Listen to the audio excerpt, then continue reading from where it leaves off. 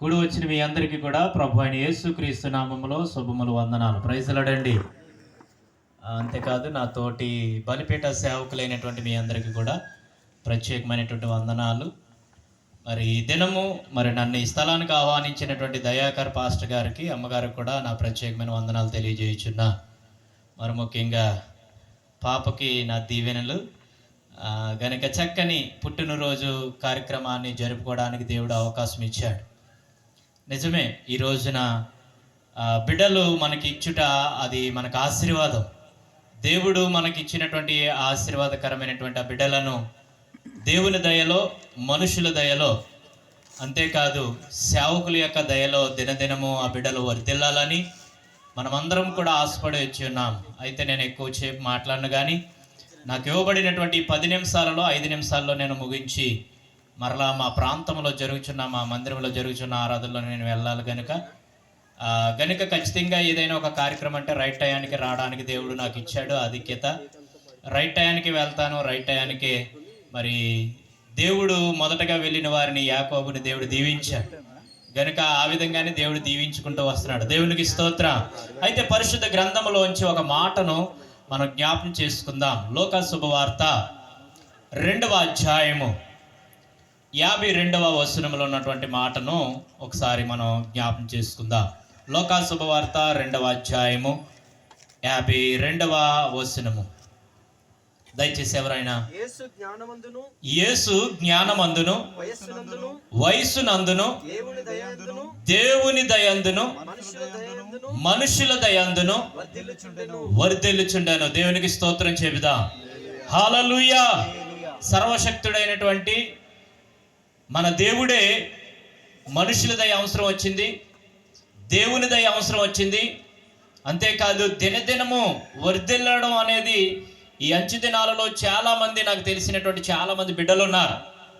వారి జీవితంలో ఎదుగుదల అనేది కనబడదు, వర్ధిల్లుట అనేది కనబడదు. ఏ విషయంలో కూడా ఎక్కడరా గొంగలంటే అక్కడే అన్నట్టు అంటారు. పిల్లలు ఎందుకో కానండి, ఈ పిల్లలు బక్క చిక్కిపోతుందండి, పాప ఈ అమ్మాయి చాలా నీరసంగా ఉంటుందండి, ఈ బాబు అసలు మాట్లాడతలేదండి, ఎవరితోటి సరిగా ఉండడండి, రకరకాలుగా ఏదో శరీరంలో లోపము. కానీ బిడ్డను చూస్తే చాలా చక్కని దేవుడు ఆరోగ్యం వచ్చిన కాంచి నవ్వుతూనే ఉంటుంది. చాలా దేవుడు మంచి ఆరోగ్యం ఇచ్చాడు. దేవుడు ఇచ్చినటువంటి బిడ్డలు దేవుని దయలో పెరిగితేనంట వారికి సకల సమృద్ధిని దేవుడే అనుగ్రహిస్తాడంట. దేవుని స్తోత్రం చెప్పండి. నరాల్లోనికి, ఎముకల్లోనికి, శరీరంలోనికి, రక్తంలోనికి కావలసినటువంటి సమృద్ధి, ఆరోగ్యము, ఆయుస్సు దినదినము ఆయన దయ ఆ బిడ్డల మీద ఉంటుంది. కనుక ఖచ్చితంగా వారు ఆరోగ్యవంతులుగానే ఉంటారు. ఈ రాత్రి మరి ఈ శ్రీరామనగర్ కాలనీ, ఈ అనకాపల్లి ప్రాంతంలో దేవాతి దేవుడు మనకి ఇచ్చినటువంటి ఈ పుట్టినరోజు కార్యక్రమంలో ఆ బిడ్డలు అంట మనందరి దీవెనలు ఆ బిడ్డ మీదకు రావాలంట. దేవుని స్తోత్రం చెప్పండి. మనుషుల దయందును ఖచ్చితంగా మనమందరం కూడా ఆ బిడ్డను దీవించి వెళ్ళాలి. అంతేకాదు చాలామంది, నాకు కూడా దేవుడు చక్కని 2 బహుమానాలు ఇచ్చాడండి.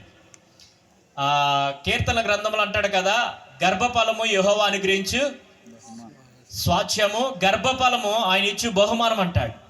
గనుక బహుమానం అనగా గిఫ్ట్. బహుమానం అంటే ఏంటండి? గిఫ్ట్. దేవుడు అనుగ్రహించినటువంటి బహుమానం.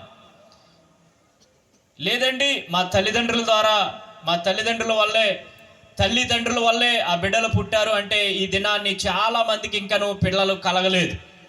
కానీ దేవుని యొక్క దయ లేకపోతే, దేవుని యొక్క చిత్తము లేకపోతే, దేవుని యొక్క ఆశీర్వాదము లేకపోతే ఖచ్చితంగా బిడ్డలు పుట్టే అవకాశము కొంచెం అరుదుగానే ఉంటుంది.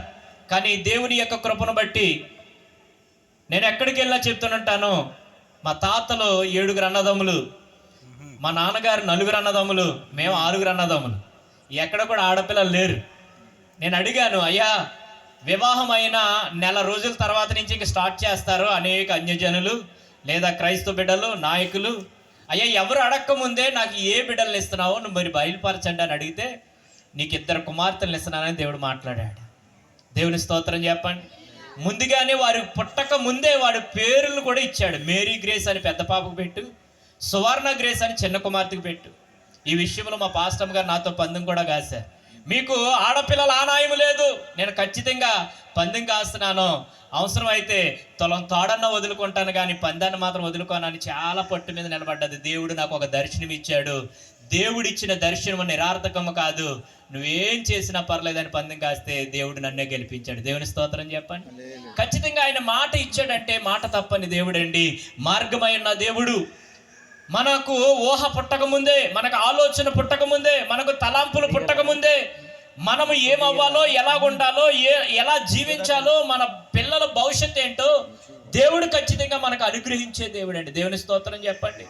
అంతేకాదంట, ఈ పిల్లలు ఎలా ఉండాలంట తెలుసా? భోజనపు బల్ల చుట్టూ ఒలివ మొక్కల వలె ఉండాలి. ఖచ్చితంగా కుటుంబం అంతా కూడా దీవించబడాలి. వారు లోపలికి వచ్చినప్పుడు, వెలుపలకు వెళుతున్నప్పుడు, సేవలో కావచ్చు, పరిచర్యలో కావచ్చు, పనిబాటులో కావచ్చు, ప్రతి విషయంలో కూడా మన బిడ్డలకు మనము ఆశీర్వాదకరంగా మనముంటే మన బిడ్డలు మనల్ని చూసి వారి దీవెనకరంగా మార్చబడతారు. దేవుని స్తోత్రం చెప్పండి. ఖచ్చితంగా ఈ బిడ్డను దేవుడు దీవించి ఆశీర్వదించి అట్టి ఆరోగ్యాన్ని దేవుడు కుమార్తెకి అనుగ్రహించును గాక. చిన్న ప్రార్థన చేస్తాను కుమార్తె కొరకు. నేను ప్రార్థన చేసి మరి ఇక్కడి నుంచి నేను బయలుదేరుతాను.